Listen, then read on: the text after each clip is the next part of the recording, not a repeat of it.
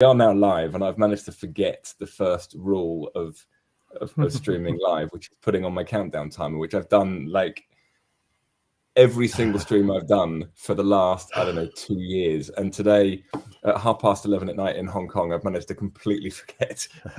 We forgive you, James. It's okay. We're a very forgiving bunch. Oh dear. Anyway, right. So for those of you who are watching this live or actually on the recording, just a little bit of context. So Keir from Arka.Works is joining us today, and this is part of our 50 Leaders series. And with my esteemed colleague, Dr. Amy, as she's now called, we're doing live interviews with all of these really cool, innovative leaders, digital transformation leaders, strategy leaders throughout the built environment all around the world.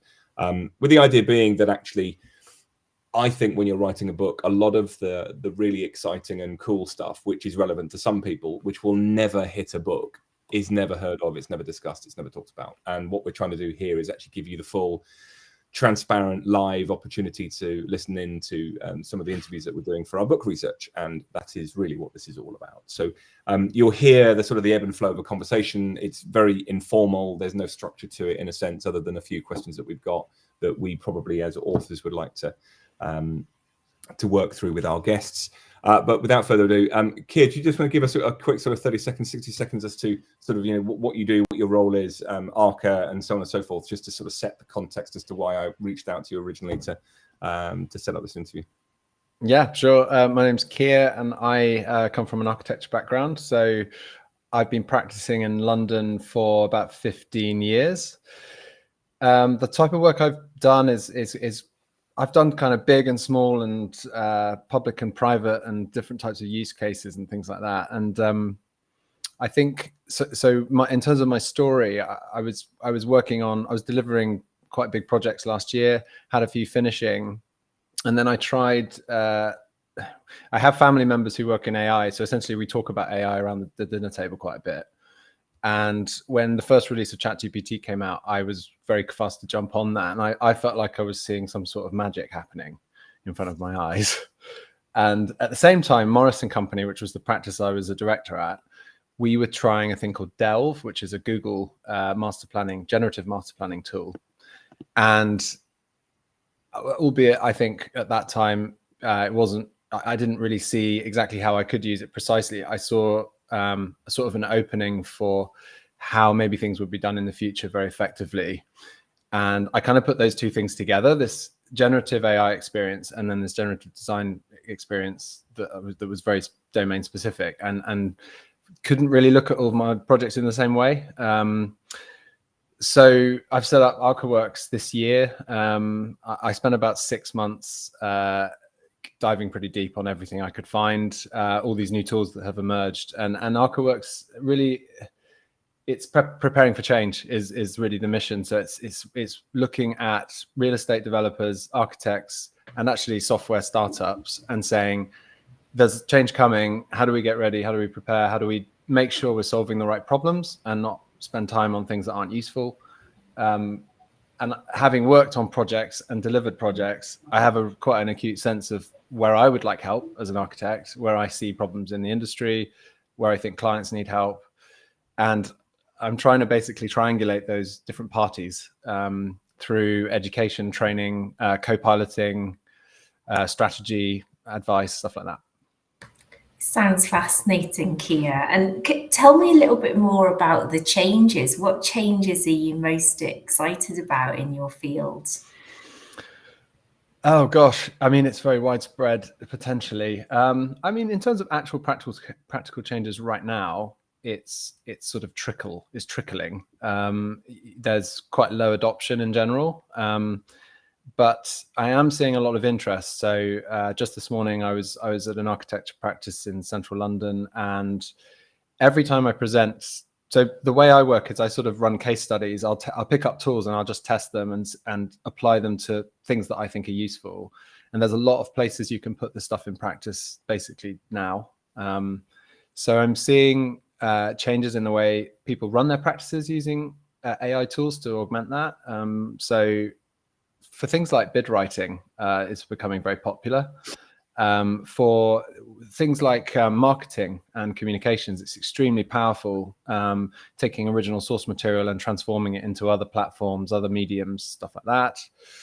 And then on the project side, I think strategic master planning is really well suited to generative design because it's very good with data and visualization very fast. So you can have really pristine data being reported on your development ideas. You can plan things in the room with the client. You can move whole buildings around, push and pull them, and you can go straight to a visual using a generative AI platform to just give a sense of whether an idea is good or not. So the thing I often say to practices is what we're going to be moving towards is like going straight to validation very fast. So your idea might be rubbish and you're going to find out pretty quick if it's rubbish. And if it's good and you want to proceed, you can find that out fast too. And how that compares to traditional practice is very linear. You sort of have an idea and then you have to go through these gateways. And each gateway is like a quantity surveyor or an agent or a fire engineer, all of whom have some sort of obstacle or hurdle that they put in your way. And they say, you haven't thought about so-and-so, and then you kind of have to go back and start again. But a lot of what you can do now is you can do early stage rough. They aren't sort of perfect insights, but you can get rough insights very quick on stuff. So I'll give like a kind of concrete example. Daylighting is very important in housing design. Previously, you'd have to hire a specialist to run a proper daylighting analysis. And that's quite a finite and detailed study. So you might take 2 or 3 weeks to run the analysis and find out if your scheme performs well or not. And now you can run a sort of a study with a margin of error that's acceptable. So you say, okay, how does the daylight look like it's going to perform? Let's find out. And you get an answer which tells you fundamentally if you're going in the right direction. So you adjust your design live with that data. And then when you run the proper daylighting study, you get a good result rather than finding out late that it's a bad result. Does that make sense? And it makes perfect sense. And I guess one of the big problems that we used to talk about a lot in innovation was escalating commitment to a losing course of action. And I guess part of what was feeding that was lack of knowledge. I mean, also I'm a psychologist, so from a psychology perspective, it was failure to listen to the information that was being given to you. But that's really interesting. So from your perspective, AI is kind of lessening the potential for you to escalate your commitment to the courses of action. I think tech companies call it failing fast, right? Yeah. So important. And you work also, then you start to think more in sprints. So you say, we're going to work for a week on validating this particular briefing idea. So you say, I have a hypothesis, I'm going to test it for like a day or a week or however long. You set a timetable and then you go off and you exhaustively work out if your hypothesis is correct or not. And then when you've worked that out, you move on to the next thing. So it's very methodical rather than this sort of meandering journey through the forest, which is maybe how it might work more traditionally, where you can't see things because they're not in front of you. This kind of makes things way more vivid. So I think right now you have to use lots of different platforms, but I think in the not too distant future, you'll be getting insights about regulatory compliance, area statistics, sales and revenue, business models will be able to run in synchronicity with your design work. I don't think we're that far off that. I mean, we can do live carbon footprints now for different development options. There's so many great insights that you can have and great use cases. It sounds really exciting, and it sounds like all of this stuff is really reducing uncertainty and reducing risk. You also mentioned right when you started speaking about low adoption, and I'm really interested in that. So in what senses is adoption still a challenge, and in your view, why is it a challenge? I think, and I might be I'm an architect, so I can say this, but I think in general, we're quite resistant to new shiny things. We're a little bit, we take an immediately like, well, let's see if it's really a thing, and let's see how this one plays out, sort of thing. And the reason why I think that's hazardous with this particular innovation is the speed that it moves at, and the ability for a non-expert to pick up a tool and use it. So I have this thing I say, which is there's two roads ahead.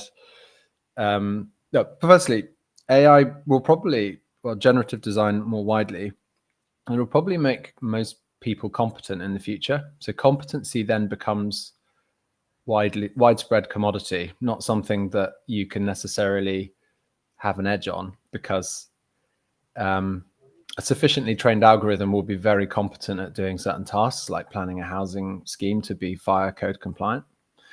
So then it becomes all about your ideas and the quality of your ideas. And so in the future, if someone who hasn't learned about placemaking and urban design and architectural quality and well-being, if they're picking up a tool, they can get an answer and it's competent, but it might not be a high quality answer.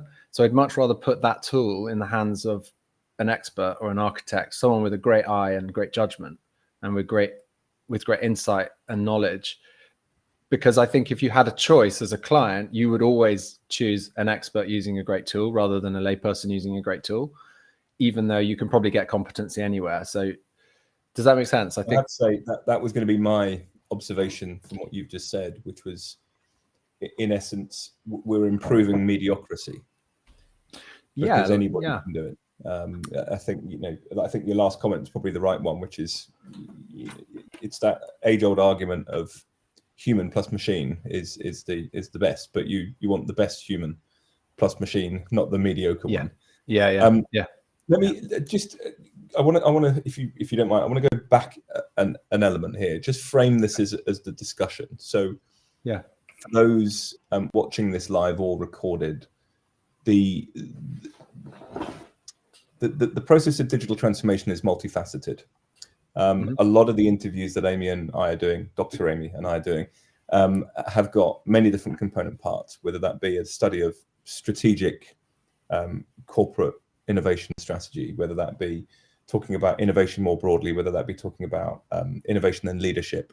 This, I think what we're talking about here a little bit, Keir, is actually just talking quite specifically. And in fact, there's two areas. One, what we've just gone through over the last 10 minutes is that discussion around technology and a type of technology and the benefits and potential pitfalls that it'll have. But I also think what we've got to talk about here is actually the function of architect and architecture as a role and as an industry. So if you don't mind, I'd like to just take you back. I mean, you've talked about linear processes and how that's how it's always been done and it's evolving. So take me back to architecture more broadly as a study. Where are we now in terms of what the industry is doing, in terms of, has it gone through a period of digitization?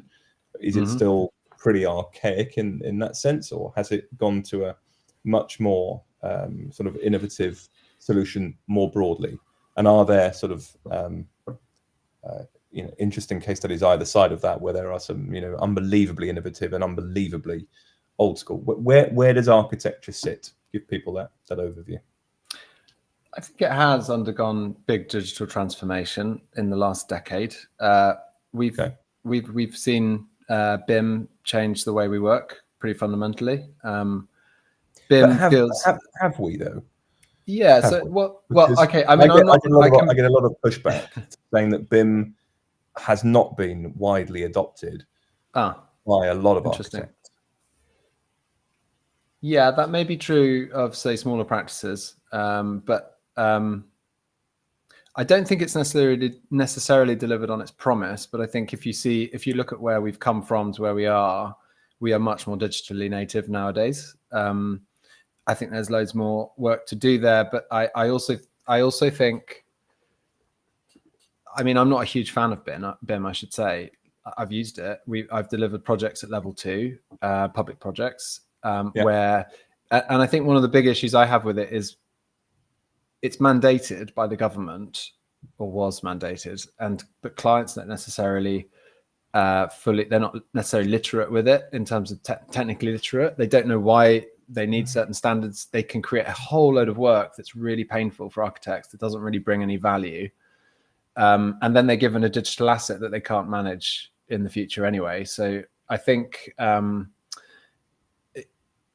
I think there's a few things there, to be honest. There's like, has BIM delivered on its promise? I would argue in a lot of places no, but I do think it's been very powerful in the places it has touched.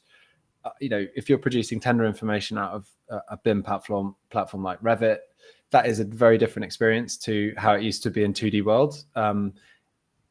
The actual process of issuing information is much more smooth and better QA'd coming out of Revit or a BIM platform in general. You've got really good data, so but that requires you to make stuff right. So you have to make your model beautifully to have good data and good insights. And of course, there's huge variation between consultants and how they do that. But I guess from an architecture perspective, I don't love what it's done to the profession. I don't look around the studio and see loads of happy faces when people are using Revit. I think what's happened is Revit is essentially database management.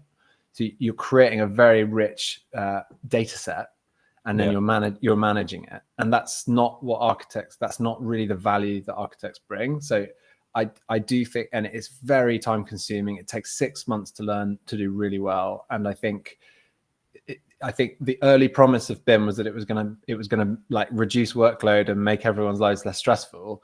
I don't think that's happened in practice, but I do think the data has improved. So to sort of condense that down a little bit to make a bit of sense of it, because what I've also got to be very wary of and careful of is the fact that a lot of what you said there is quite specific to a UK market. So BIM being mandated on a public building is absolutely right, but that's only the case in the UK. Okay. Yeah. What I think is quite interesting about what you've said is, in essence, from a UK perspective, and by the way, I might say this is also quite broadly global as well. Mm-hmm. Architects have got the ability to use digital tools, which are actually not. They obviously haven't engaged the industry entirely.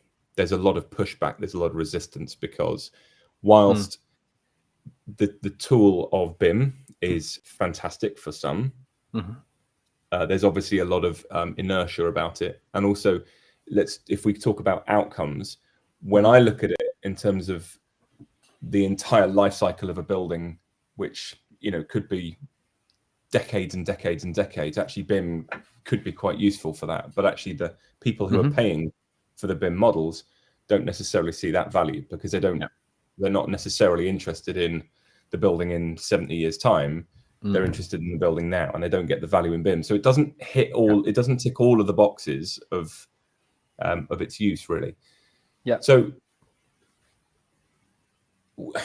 I suppose in a sense that means that an element of the architectural practice has gone through a period of digital transformation, but it hasn't been digitally transformed because it hasn't moved the needle necessarily. It hasn't shifted anything. Yeah, and also it might have been done as a sort of add-on rather than a fundamental shift in the way we work.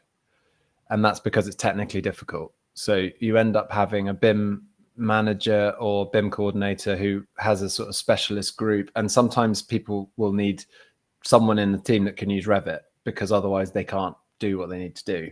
So you have to create this extra team in the business that are really good at that one thing that we didn't used to need.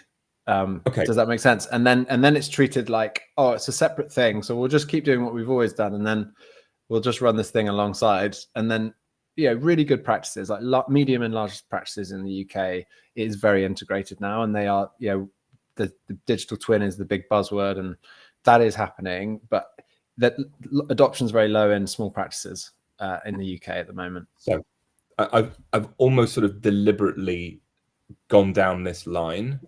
Okay. To now go back to talk about, what you mentioned at the start around generative design and generative AI. And I think there needs to be that distinction. I've read a few of your pieces and I think they're exceptionally good at the difference between the two and actually why that makes a difference to architectural practice. So I'd definitely like you to just take us on that journey as to that sort of shift or your belief around the generative design and AI piece and why that's important. But then what I'd like to then do is to ask you what is different about this form of technology than BIM, Yeah. because I would argue, being a little bit facetious, I suppose, on here, that we're going to suffer the same challenges that BIM had, even though it might be a little bit easier and a bit quicker. Yep. But you're still going to need somebody within a practice that understands it inside out, back to front, somebody that can actually have a technological know-how and all this sort of stuff. So tell me I'm wrong on all of those things, but start with the generative stuff. It's quite a big question. I'll do my best. I'm going to start by saying, think about, do you know this idea of, it was in the OpenAI conference last week, this idea that English is the new coding language, or French or Spanish or whatever your native tongue is the new coding language. You don't need Python, C++, SQL. You don't need any of that, because what GPT will now do is act as an agent. It will translate your natural language into code. It will debug. It will run backwards and forwards like a software developer on your behalf. And so if you think about that in terms of the context of BIM that we were just talking about, I think we're going to see AIs driving BIM in the future. And so that becomes a really interesting idea. So we may have created this amazing vehicle, but we now have something that can drive the vehicle, and actually driving the vehicle is a specialized and difficult task. And I might just want to drive an automatic and not have to worry about when I should change gear, for example. Let's say it's a spaceship, because BIM is more like trying to use a spaceship than driving a car. If something takes 6 months to really master, it's a very complicated machine. So there are some interesting products coming through. I'm going to mention one called Schema, who are maybe doing this.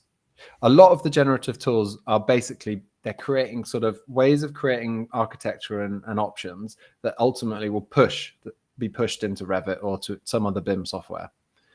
So you're going to be doing a lot of the design work and thinking in one platform, and you're going to push it to Revit at LOD 300 or 200, and then you're going to create a bit, work on a Revit model from that point. So you're not starting with a blank piece of paper. So that introduces the idea of an AI driving BIM. Schema, which it's founded by a guy called Marty. He has a really interesting idea of taking a Revit model or a series of Revit models that you've produced in your practice and going in and grabbing a big chunk of them and pulling it into to create a library. And so that library is your practice's library of assets. So you say, I've done a housing scheme. Go in and grab a big chunk of my housing scheme, and now I want to use all of the families and all the assemblies and all the templates and all of the materials and all of the specs from that. But I want to go speculate in another place with those. So I can use that tool to basically reassemble this template into a new form. And it's very simple. So the interface is just a jelly mold, push and pull, tweak the mix, tweak the brief, move things around, get it sort of 50% how you want it. For something prototypical like housing, this is very suitable. Get it into roughly the right ballpark, and then push it back to Revit.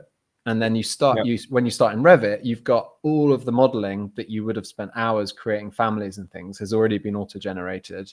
And then you're in the world of refinement, editing, augmenting, developing, but you're not starting from a blank page. So that's why it's different in my mind. It's sort of not a machine. It's more like the thing that drives the machine.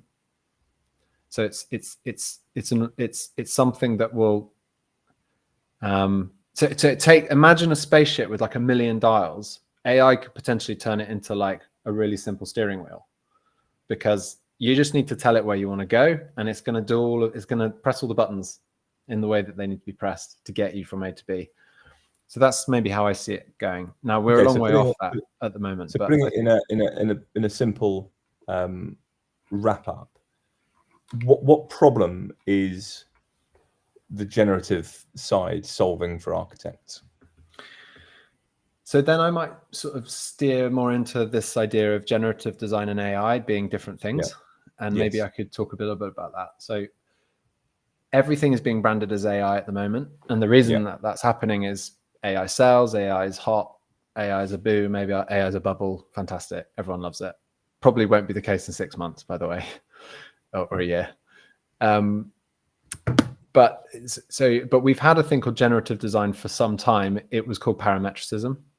Yeah. And that's been around for decades, and it's been used on buildings many times. So if you know Zaha Hadid, or you know Norman Foster, or Coupe Himmelblau, any practice that creates fluid structures and very intriguing complex forms have used parametric software to create that geometry. So I'm going to now flip. So parametric design, I think of that as analogous to generative design. So when I'm in that world, I'm going to describe that as the rational hemisphere of your brain.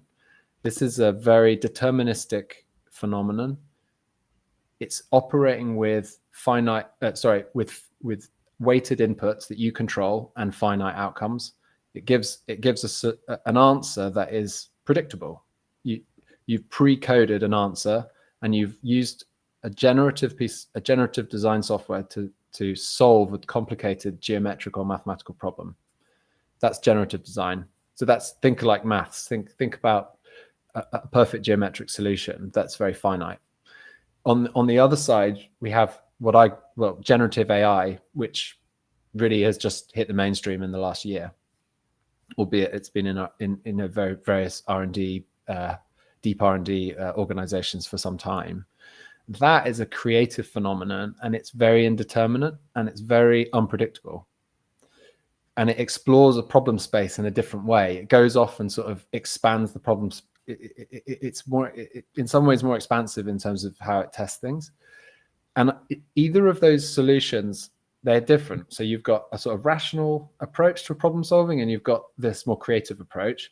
And it's, if you think about how you create things as a human, you need both facilities. You need to be good at logical thinking and creative thinking. And the really best, most, the best brains are the ones that can have some aspect of both. And so we're in this new place, I think, where you might be using a tool that's generative design, and that's helping you with the mathematical stuff that's really important to get right in architecture. The areas, the dimensions, the many options you can test all at once. And at the same time, you might be visualizing it using generative AI. So that's giving you the wind analysis and the visualization and concept ideas for interior design. And so you can do those two things happening at the same time, and you can sort of ping pong between them in a way that you couldn't do a year ago, because none of it existed really in terms of the consumer market. So that's, in a nutshell, how I look at the space. It's as a spectrum. It's generative design on the rational side of the spectrum, and generative AI on this creative side. And every product and every technology sits on the spectrum, and it's either incredibly parametric, or it's something like ChatGPT, which is generative AI. There is this middle zone where some products are starting to combine them. So you might have, there's a product called Hypar, which is, it produces BIM models, which is a generative design phenomenon because it's creating finite dimensioned models, but it's driving it with the generative AI. So you're actually saying, create a building of 4 stories on a grid of 8 by 8. It's an office building, floor to floor is 4 meters. And it's going to go in and it's going to translate those natural words into finite parameters and build a model. Does that make sense? It does, but my skepticism on this is that, coming back to that the BIM thought, which is, I think it's utopia and it's wonderful. I know you have a similar mindset, but are all architects going to see the value in it? Do they all want to work in sprints? Do they all want to work quicker and speedier? Is this going to genuinely transform architects? Or are we still going to have the same old issue of there's going to be some laggards, there's going to be some early adopters, and it's still going to follow the same innovation diffusion curve of all innovations? Or is this different this time? Well, you shouldn't ever say this time's different, should you? No. That's like the cardinal sin of, I don't know, investing or something. And any new technology. Look, we're on the hype curve, I think. We're going to have we're going to go just follow that hype curve. And when we emerge from the trough of disillusionment, I think we will start to see real adoption. I do think it's different. I wouldn't say I am generally I tend to land on the optimistic side, but I don't think I'm not blind to the downsides here at all. And I come very much from quite traditional practice where we would have made a lot of stuff by hand and we would have done a lot of hand drawing. And I believe in a future that includes that. And one of the things I like about generative AI is that you can use your hands, you can draw, and it's going to work with you in that way. Or you can speak and it will work with the way you don't get stuck just using a mouse the whole time, basically, which I find kind of interesting. So will it go the same way as all sort of technology adoption curves? My hunch is that I talk about architects as a bell curve, and I love bell curves. And I think at the extremes, so if you imagine a bell curve of like analog processes and digital processes, so you've got architects that work completely by hand on one end, and architects that work completely with computers on the other. Most architects use both. They sort of sit in the middle, and in the middle of the market, as it were, clients in that area want standardization, and they want cost control, and they want risk management, and they want buildable solutions. And so my sense is that those needs will push change in that area of the market.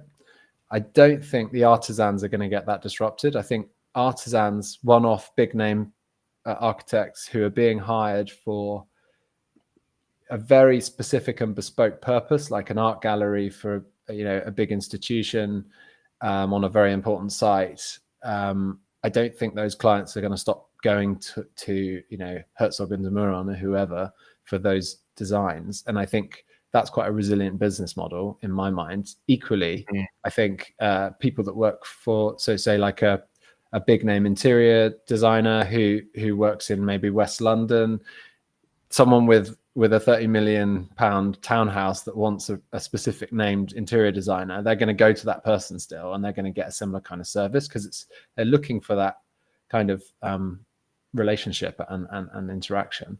But I think a lot of the clients in the middle who are doing big stuff that's repetitious and it's very dependent on efficiency, those people are going to insist upon change, and they're going to see there will be some people that move, and they'll take more of the market, I think. So yeah, I think that's how I would look at it. I'm not sure if I've answered your question though. I think that's great. I think this is fascinating. So I always think about things from a human perspective, and I guess that's why James and I were writing this book together. So what I'm really interested in, I'm really fascinated about AI, and I understand that it can really make things better in this world, right? It has lots of advantages, and you've talked about lots of the advantages today. How do you strike that balance? Because we also know you talked about more traditional approaches, pens, paper, and from a sort of psychological perspective, we know that for us as an employee, actually, spending time with people, actually putting pen to paper, if you're writing something down or drawing something, it stimulates areas of your brain, and that's really important. How do we strike the balance? And in your view, is the future about people that are able to find that right balance? So, adopting tools when needed while also using more traditional skills. Yeah, I think a lot of the work we do as architects is very much about relationships and communication, and I think those things have enormous value, and in a way that might become more valuable in the future. So I think I mentioned this idea of competency being less of a unique thing in the future, but if you think of all of the sort of communicative things that an architect does, they talk to a client, they understand their needs, and then they synthesize those needs into spatial propositions and volumes and design. And that is a very discursive process. It's in both directions. It requires empathy. It requires human understanding. It requires understanding how humans behave, and how groups of people behave in communities, and how design affects local communities and behavior patterns. Those are very esoteric themes. They're quite hard to hard code, in my mind, at least. And I'm not sure there's an appetite to hard code those things, nor should there be. Those are really unique human things, and we should really lean into the human stuff. So like try and be more human and more communicative, and spend more time together, and spend more time drawing, and try and do less of the mechanical stuff. So I'm totally with you, and I'm very much, particularly after COVID, I want to be in person and talking to people. I feel valuable when I'm in conversation on a project. I spend a lot of my days just talking now, to be honest, rather than sitting and sort of clicking and drawing. And I think that could happen. I had a message from someone who works at Cambridge this week, and he was like, I'm not worried. I spend all my day talking. So if I'm talking, that's where I'm providing value, basically. Like, that's hard to replace, because that's insight and knowledge and wisdom and empathy. And that's how I would think about it. So those skills actually we should be working on as architects, is those sort of I don't know what sort of skills that people, I guess some people will call them soft skills. I don't really like that phrase, but I think it's partly about messaging, isn't it? Because I think we get really, really excited about innovations because they are exciting and they're fantastic and they offer lots of opportunities. But sometimes in that excitement, the message gets lost about we're not asking people to give up the skills that are uniquely human. We still need those. That totally. Almost any role requires communication, or almost any innovation requires actually a lot of communication, a lot of feedback, a lot of asking questions. And so I think it's about getting that message right, that we need to balance out these skills. Yeah, I think we should be saying every time we see something new, like, is that something I'd like someone else to, that I'd like an AI to do? Because some of the things people propose, I don't want an AI to do. I want humans to keep doing. And I think we should be reflective about that. So one of the things I haven't talked about is there's this idea of, like, are you augmenting or are you replacing? And in architecture, this is really important. So I have two baskets in my mind. When I see a product, I'm trying to put it into either the augment or the replace basket. And so some products are clearly being built and designed to replace architects. And I find that very disturbing, because I don't want to live in cities that have not been designed by placemakers and architects. So I very much, like, architecture is my first love. I think it's incredibly powerful, and I don't want to see that diminished by AI. But I want to see architects empowered by it. And so we need to be really careful when we see a tool, and it might be that a tool that's augmenting practice begins to replace practice at a certain point, and we need to constantly sense check it and say, is this still a good idea? It was a good idea a month ago. What about in 2 months when they've developed X feature that is suddenly doing a part of the day's work that I enjoy doing, or that I think I bring particular value to? And because we could end up just subcontracting more and more and more, and then before we know it, there's an AGI and we're all out of the job. Because a big aspect of a building is the way it makes people feel. And that's very difficult for AI to understand, or impossible. Yeah. There is a big emotional connection to buildings, isn't there? And it doesn't always make sense. Okay, go on, James. Let's hear your thoughts. Maybe it's just me that every building I've ever bought is because I had a feeling when I walked into it. Yeah. But I mean, and I'm playing devil's advocate only because I think you need to in this situation. I always feel very positive about all technology. I always have done. I think entrepreneurialism dictates and almost mandates you to be positive about things. But I think we owe it to ourselves to question, Keir, what you've just said about, you'd be worried about AI taking on elements of what the architect does, the human element of it all. And I just want to push back on that from it doesn't matter whether it's residential, commercial, or other. Bearing in mind let's just take ChatGPT for the moment and others will surely spurn very, very quickly, which is you can personalize your own chat GPT now. So what is stopping an architect feeding in their mantra, their methodology, their designs, because you're going to get a visual element of this very, very soon, which the generative AI element of it will pick up on the nuance of a particular architecture firm or a particular architect.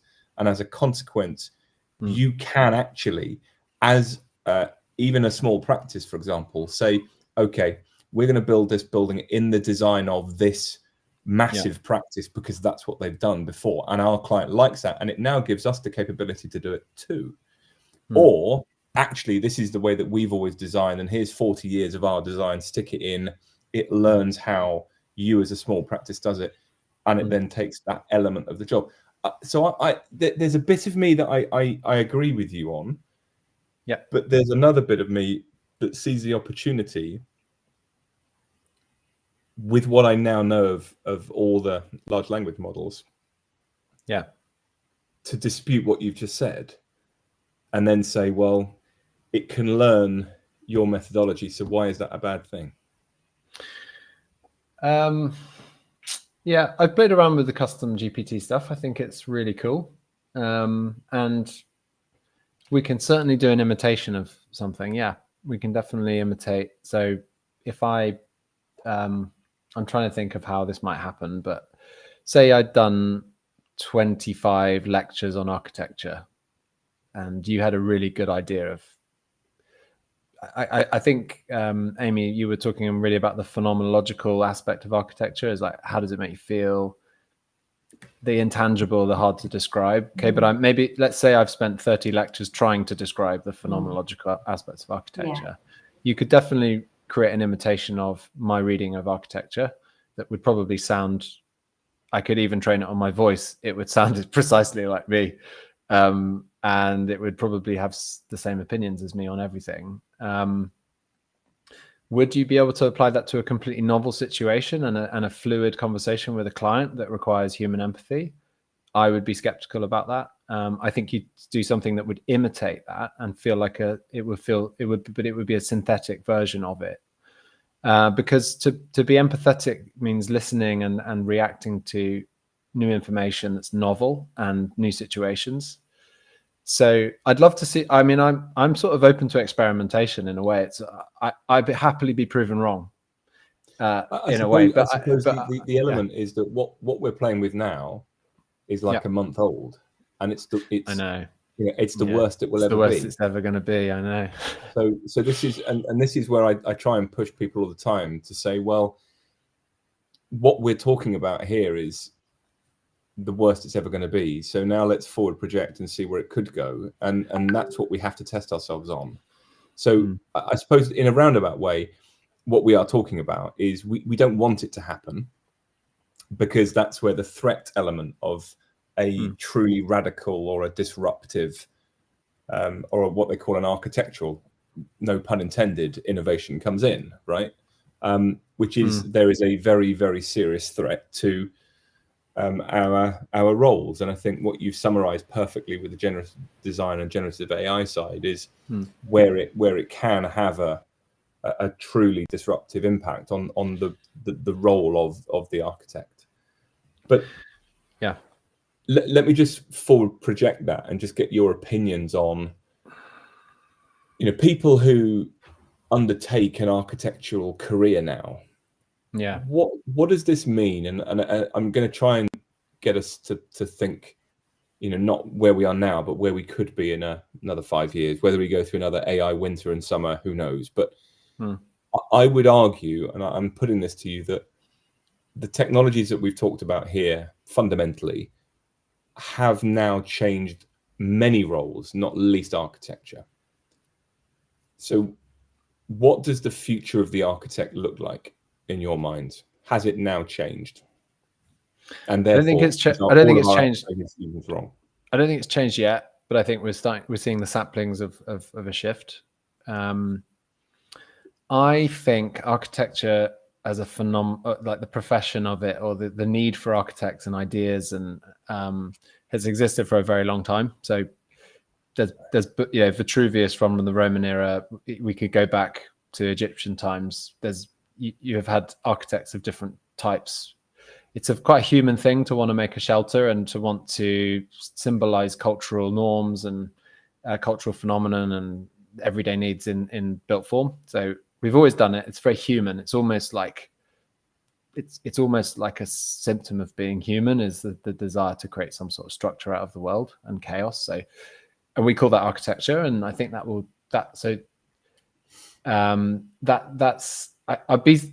gonna back architecture and say that sticks around. That keeps, as long as humans have needs, that will exist.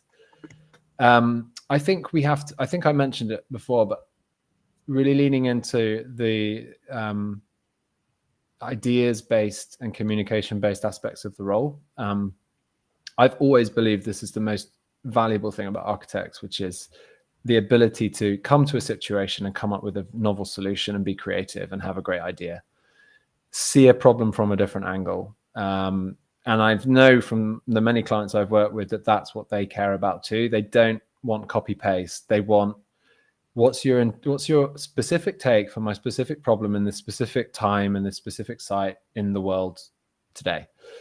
And it's a very fluid and complex job to do. So you've got economic issues, political, social, cultural. Yes, we could probably train all kinds of agents on those quite nuanced things, and they might help us. But I think as long as we're providing solutions for humans are going to want to talk to humans. Now, I get there will be a point where we won't be able to distinguish, I think, between synthetic creations and human creations, but I'm less, honestly, if I know something's AI created, I'm less interested in it. I don't want to read books written by AI. If I find out something's been written by AI, I'm literally just going to switch it off. And that's not because I'm prejudiced against AI. It's because I care about what other humans think. I don't care what the computers think. So I want to read, I want to listen to music written by humans. I want to listen because it tells me about myself. It's a mirror. And that's how I look at the world. So don't know if you agree, but like when an AI writes a song that makes me weep, I'll be ready to say we're all, it's different. But. I mean, I think we probably share a view, Keir, that, and I'm sure James shares this view too, that, innovation should be better, should result in something better for us and better for our planet. And there's always a danger that we innovate because we can, not because we should. And, AI shouldn't be taking people's jobs away. It shouldn't be creating a loss of human connection. And I think that's what we're talking about here. We're talking about balancing out what we can against what we should do and meeting somewhere in the middle. Yeah. Like on a very essential level, I enjoy other human beings. I enjoy communicating with them. I want to hear what they've got to say. I love their creativity. I like reading books written by humans and architecture made by humans. So it's possible that my opinion will change. I do love some of the stuff I see created by Midjourney, but ultimately those are ideas driven by humans. So yes, it's been co-created with an AI, but the idea came from a human brain, and it's presented in a human context, so it's relevant to humans, and that's the way I think about it. So I'm not really interested in what computers think about something, to be honest. I love your balanced view about it, because you're obviously really, really interested in innovation and AI, I love it. and you're very good at using it. But it's about working out when it's right to use it and when it's right to use more traditional methods, and creating that balance sounds like a really good approach. Yeah, look, I am worried about certain aspects of it. I worry about loss of work. I think every industry is worried about that right now. But it's very easy to imagine jobs lost. It's quite hard to imagine jobs created. And we've gone through huge upheaval through technology before, and we've always used it to do more, not less. So I can't think of an example where we've net created less after a huge leap forward. So yeah, we really ought to have gone to a 3-day weekend after we created the personal computer. We didn't do that. We just used it to do more. I think the same's likely to happen with AI, although lots of people are calling for universal basic income and more free time. I think that's unlikely, even though maybe there's justification for it. I think we'll just work out a way to try and create more wealth and more growth, because that's quite a human thing, unfortunately. Because I don't necessarily think it's always a force for good. I see, James, you're shaking your head. Well, I genuinely, I'm really enjoying listening. Okay. And Amy, I genuinely must thank you, because a lot of times when I do a lot of the conference stuff and all that, I very rarely get an opportunity to genuinely digest and listen and understand what people are saying. I'm always trying to think about what's the next question, or how can I use what someone said and then create a question, and I find it very hard, and I don't ever really absorb. It's hard, isn't it? Context. Yeah. And I'm finding quite interesting what you're both saying, and part of me was sort of thinking that you guys have been smoking something and you're living in some sort of wonderful utopian ideal, and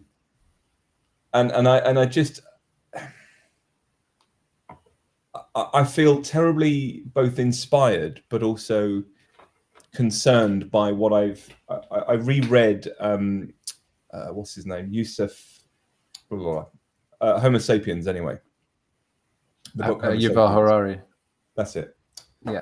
And I have to keep coming back to that, which is there are certain times in the life of the Homo sapien where things have changed to such an extent that you're right. There have been times in life when opportunities are created because of a technological innovation. But let's take the last, what I would say, the very, very serious time when there was a massive innovation shift, which was in the 17 and 1800s. You're right. More jobs did get created. Yeah. But it took about 3, 4, 5 decades in order to create them. And I think what we have got an inability to do, we have an ability to put rose-tinted glasses on a lot, especially at the moment, and say, it's fine. Everything we're doing, no, it's fine. All this stuff, it will create new jobs. It's horseshit, because it might create new jobs, but not. It might not. It might, but it's not like a new technology exists on a Friday and then suddenly new jobs will be created on a Monday. Yeah.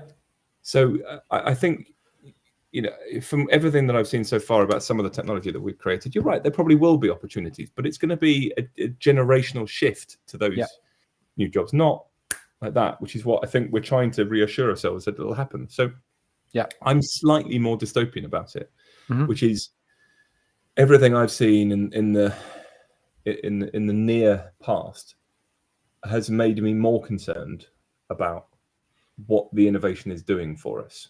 But equally, what it then means, a lot of the stuff that I do, for example, Amy, you know my 2 boys, I have the philosophy that it's not going to be easy for them. I've had it easy compared to what they will have it. Yeah. And for me, it's how do I prepare them for this world? And it's making sure, for example, generative AI, they know what the hell it is. And they realize that they have to be augmented by it and they have to work out. And I've used this example so many times. I don't know, it must have been about a decade ago. I was asked to do a panel discussion, and I was in a really bad mood this day. And I was a panel host. And at the end of it, someone came up to me afterwards in the sort of the roundup Q&A after, and they said, how would you prepare your children for the future of what's all happening?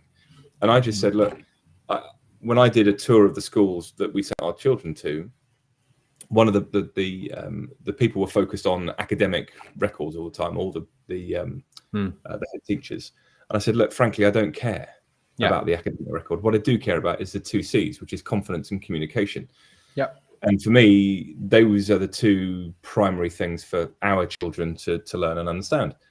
This is, by the way, this is going so off topic in terms of the book research here, but Well, at the time, all I cared about with the communication side was actually human to human communication. That they could look at somebody in the eye and they could talk. It didn't matter who they were, rich, poor, global, whatever. But that opinion's morphed completely now, which is, for me, we are going to have a dystopian perspective in the next couple of decades.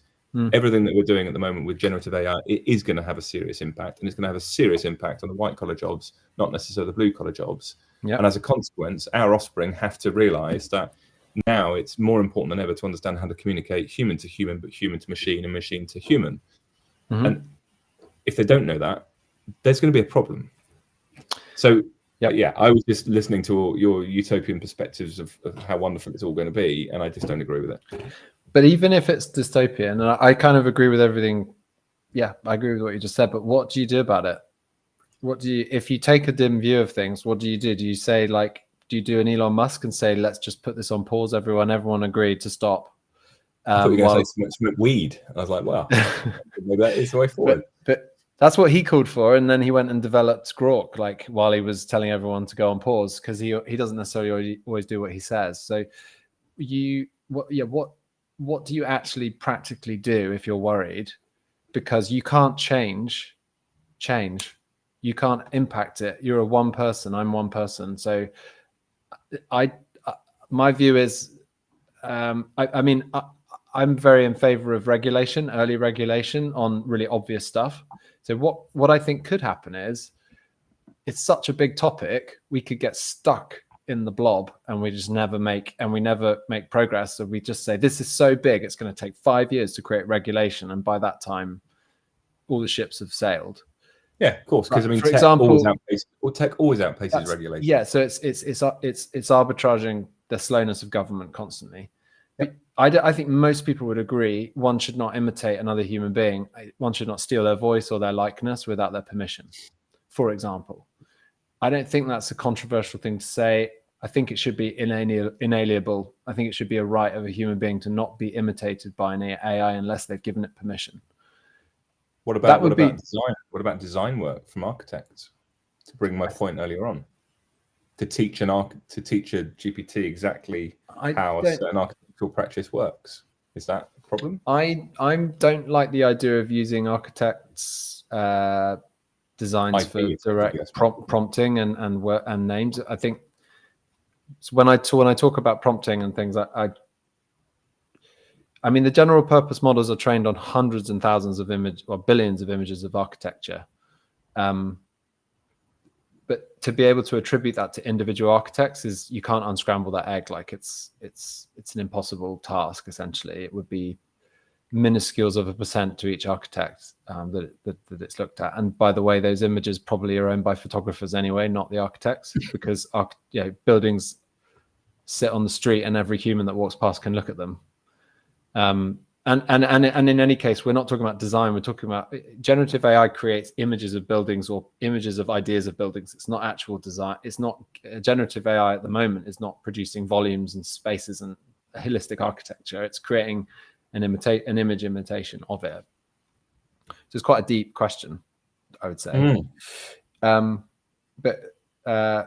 losing track. Going back a step, I guess. I was trying to make the point that there are some basic things we might all agree upon that we could just implement really fast. So I don't see the problem with saying imitation with the intention of misleading should be not allowed. That's why the actors are so worried. Tom Hanks and so on worried that an AI will pick up their face and it's a Freudian slip, will pick up their face and their voice, and suddenly we can have Tom Hanks acting in the future. I think that's quite problematic unless they've given permission. And that leads to deep fakes and all the issues around deep fakes and that everyone's worried about. So you could just say that's something you're not allowed to do, and then create consensus around the world that's a red line. And there might be other constitutional red lines. So we almost need like an AI constitution that's very fundamental, that talks to like just really obvious black and white things that we don't want AI is to do, and that we want guardrails in place for, and that we require tech companies to implement now. I don't think it's realistic to say let's put it on pause. So I just think that's not helpful to say that, because we won't do that. Humans will not do that. It's almost like the development of nuclear weapons or something. It's as soon as something exists, everyone has to have it, because if you've got knives and someone else has got guns, you're going to need guns next. And when they've got nuclear weapons, you're going to need nuclear weapons. And so it's a little bit like that. So expecting people to press pause is just unrealistic, because the UK is not going to pause if the US is proceeding, and the US aren't going to pause if China are proceeding. So it's in a way. So with that being true, what do you do? What do you actually do as a result? Do you just sort of cower in the corner and just, tear your hair out and worry about loss of jobs? Or do you say, okay, let's basically jump in, understand it, work out how to use it, work out what we don't accept, what we do accept? It comes down to good leadership and good management, doesn't it? Just as you've said, it starts with understanding what's available, and then creating the right plan for how can we bring all of these different components together in a way that serves us and our clients and the world in the best possible way. Yeah, so I think something that's going to happen very soon is every organization has to have an AI policy. And the AI policy has to touch privacy, GDPR, IP, copyright, sustainability, disruption to knowledge work, labor rights. You have to have an opinion on everything, and you have to decide as an organization. You're probably already using AI in lots of places that you don't realize. So you have to basically say it's okay to do that. You have to say you can use certain tools for certain things. If you outright ban it, we know from recent data that people are using it anyway. So if you ban, like, people, you might be banning it as a government, but there are people working in government that are using private ChatGPT, and they're probably uploading private information that should not be shared, that is going into the next training set for OpenAI. So an outright ban is not going to work. You need to tell people why they can use a tool, what the risks of using the tool are, and how to use it safely. So that's a huge thing that everyone has to do. And I think DZine, the design magazine, have released one that I thought was quite good. Not many people have done it yet, but basically this is a huge self-examination, and it speaks to your core values. Like, what is your opinion about the future of knowledge work and labor rights? You might take a really stringent view and say it is unacceptable for a robot to ever do the job of a white collar worker. But I would say, why did you find it okay when we were taking blue collar workers' jobs, turning those into robots? We were kind of okay with that. It's quite interesting that the tables turned. We're all worried about it all of a sudden. Absolutely. So, yeah. All interesting. I'm just going to bring this in because I knew he'd be watching this. So you'll know anti-slumbers, I think, here. Yeah. He said, regulate outputs, not inputs, like the Chinese basically do. Push ahead, then shut down what you don't approve of. Okay. There you go. That's one of the thoughts. Yeah, I think in a way you can't predetermine what people are going to do with stuff. I guess something has the potential to do things. I suppose I'm trying to think of more like deviant uses of AI. It could be too late if you wait for the outputs. Well, regardless, what you have just said about the policy that we need to have as organizations, I think is very, very valid. But it's another classic example of the sort of closing the gate once the horse is bolted. You're absolutely right. It's already in play, but it doesn't mean that we shouldn't have it. It's already in play. I think a lot of tech companies feel that OpenAI, they open the gate for the horse to bolt, as in Google have been sitting on this technology for years, and they've not released it into the wild because they knew it would be hugely disruptive. And OpenAI basically said, we're willing to take the risk. We're willing to be the first through the gate, and they might not survive ultimately, but I don't know what the calculus was. I imagine it was something to do with a lot of money it's, you know, a lot of this tech has lived inside R&D departments for a long time, and it's like, oh, we don't know what that could do, so let's not release it. Like, I think there's a very good podcast called the Pivot Podcast. They were talking about facial recognition, which there's some startup that's just got an unbelievable valuation because they're selling facial recognition technology. That technology has existed for years and years and years, but it was deemed too much of an infringement on people's individual privacy and rights to release it into the wild. And so it wasn't, and that's a sort of policy level thing at, say, Google. But it's the classic game theory playing out. As soon as OpenAI do something, everyone else has to do it because they cannot, their stock price can't go down. So OpenAI do something, next day Microsoft don't know OpenAI, next day Google's doing it, then Amazon are doing it. And that it's this sort of constant one-upping that's happening, and they all have to follow each other. They have to match whatever someone else is doing, they have to match. And then they're trying to get ahead. So as a sort of ordinary person, what do you do? You got to play the hand you're dealt, don't you? So we could sit around and worry about the hands we've got and worry about the future of knowledge work, but the die is already cast. We don't know what the outcome's going to be, but we're on a track. I don't think stopping it, however much we might like to, I don't think you can stop it unless I might be completely wrong. You'd need the consensus of every major government in the world. We've got more questions coming through here. Yeah, I've just said if Anthony's around, Anthony, if you're still watching, if you want to join in, mate, just let me know on WhatsApp and I'll send you the link. You're more than welcome to have an opinion on all this. But I mean, I'm just conscious of time in reality. Amy, have you got anything else that you want to sort of bring in from that sort of people and leadership side, relating back to sort of the architectural element? I don't think so, really. I guess just always a nice question, really, to end with is what are your hopes for the next year, 3 years, 5 years? In an ideal world, what would you like to 50 see? years, 50 years. 50 years in the future. What would you love to see? Let me just tell you why, Amy. Let me tell you why I say 50. It's hard. I had a because it's a really hard question for Keir. Well, I had a talk with someone yesterday who they were an R&D house over here in Hong Kong, and they work with private institutions to raise money for their R&D projects. They also get money in from the government to work on essentially a 5-year plan. Okay. And I said, okay, that's interesting. I said, isn't that a bit short term for an R&D place? I know. Oh no. Look what ChatGPT has done in a year. And I said, yeah, well, no, because that's a technology. I said, if you're really an R&D house, you should be looking not at the tech, but actually at the outcomes that we're trying to improve in the sector, not the tech.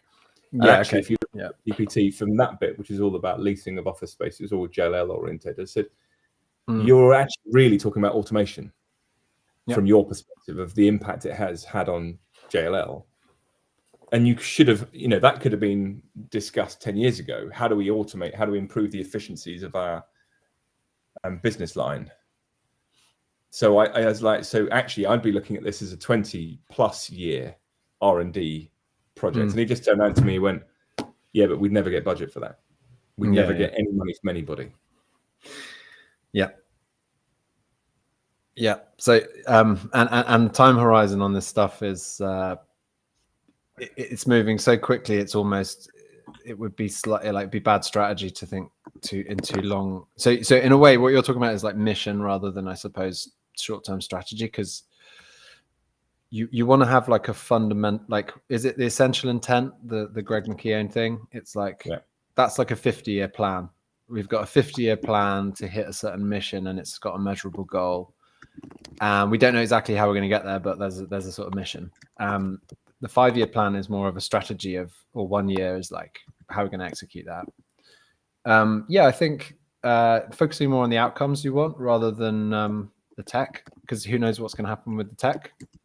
So okay, if you're being really optimistic, like you want to be tackling the really biggest problems that we have. So climate, carbon, poverty. How could you be tackling those things using this new intelligence and this new productivity? How can you design from a design perspective in architecture? How can you reuse buildings? How can you? One of my friends talked about London as a permanent refurbishment project, which I really like as an idea. And how do we turn cities into permanent recycling refurbishment projects where we're constantly making them better and more beautiful and more lean and efficient and more concentrated? Definitely, there's lots of ground to make up there very fast, and we're going to need to move fast because we've got, I think, 6 years left on the sort of clock, which almost feels inevitable. We're going to miss, obviously, I think, at this point, but it doesn't mean we shouldn't keep trying, and after 6 years we should keep trying harder. So that I would just focus on those big things, really. In terms of like 50 years, I've talked about architects in Egyptian times and Roman times. I think architects will still be doing the same kinds of things in 50 years. I hope they are. I think you might see the field of architecture broaden, and I would like to see us have a wider definition for it.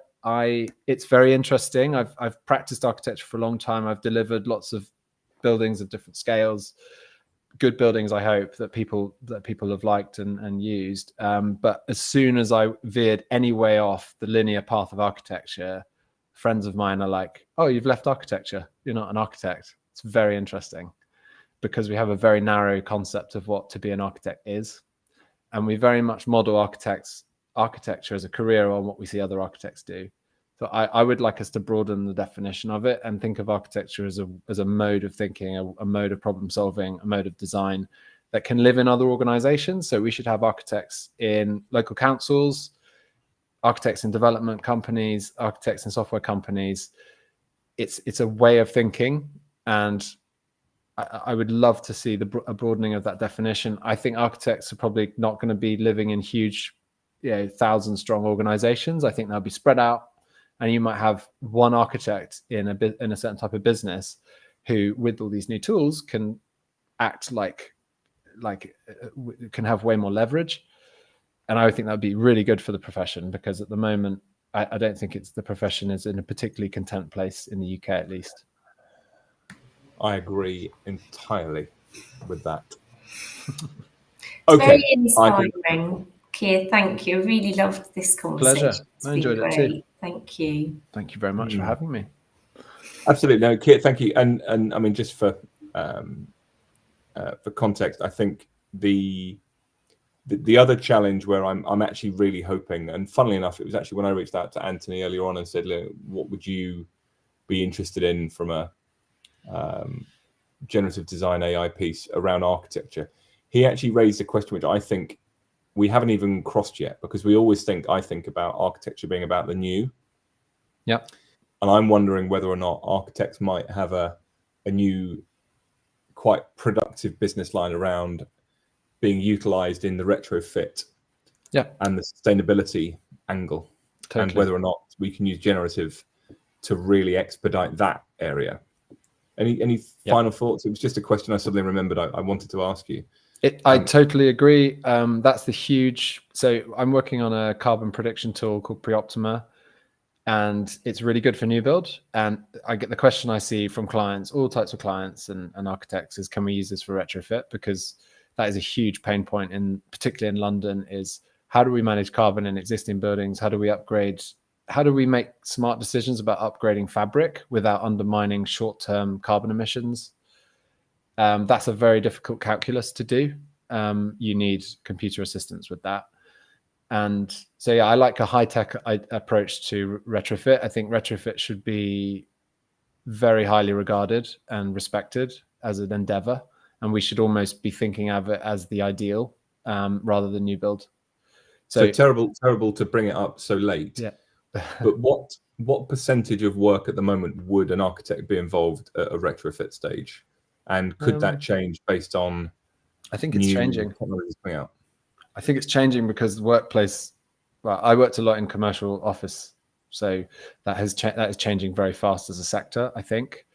So we're seeing it readjust. You have probably an oversupply of new build, and so a lot of people are repositioning to more nimble, smaller leases, more creative space. That is the sort of space you want to travel into work to use. So that whole market, as the leases come up for renewal, they're going to slightly readjust. So people will they'll make different space demands next time they renew, and they're going to want a different product. So they're going to want a different kind of environment to go to work in, because they want to get people into the office, and they need to have a reason to go in.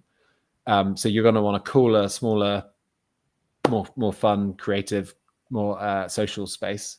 That's different to a big football pitch of office in the city of London, which might be maybe what you're leasing at the moment. So that whole market, I think, has to kind of reorientate itself.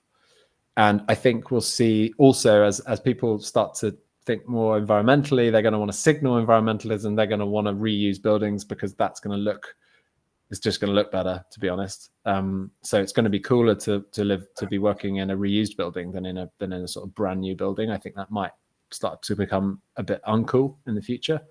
Yeah. So that'd be kind of interesting to see as well. The silver lining, perhaps, to end on. Yeah. Cool. All right. Well, look, I will just end the stream as we are now, but